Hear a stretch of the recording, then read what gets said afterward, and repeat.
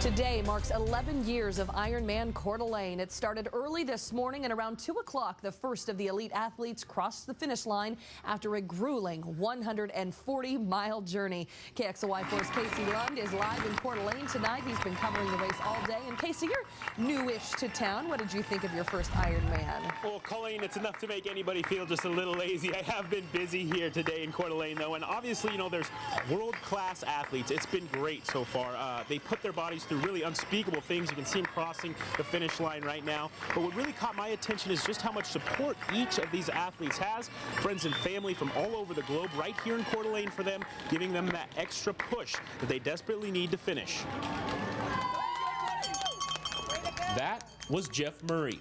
He wasn't available for an interview. His friends and family, or Team Murray, were happy to talk about their very own Ironman. We're from Boston, and he is from Seattle. His mother, Merlene, says this is Jeff's second Ironman. His last race was in Arizona, but he's been training for this as long as she can remember. He's just encouraged to keep going, because this is fun to him. This is his hobby and what he loves to do.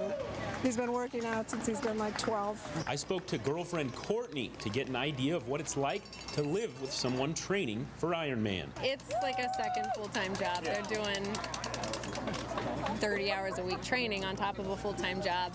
But we kind of work together to keep everything where it needs to be in a small apartment. We got a few bikes on the walls.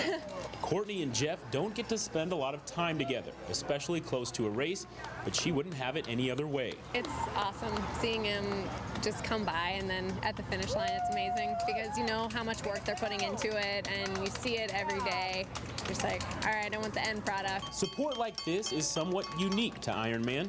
It's not just family here, but close friends like Lauren and Cody, who met Jeff at Ohio State. He's just been a big brother to us, and we just care about him so much. He's so thoughtful, and we're just a big team. We're going to show up whenever he runs in an Ironman. We'll be there. And this time I volunteered this time for so I'll be doing catching at the finish line, and I yesterday I was doing body marking at 4 o'clock this morning. So it's a chance to cheer on the other athletes as well. That's the spirit of Ironman. These athletes are here to do their best and working to help others do the same. He works so hard for this, and to be able to come and just cheer him on is a huge lift for him, but also it's a great thing for us just to be able to come and be a part of it for him.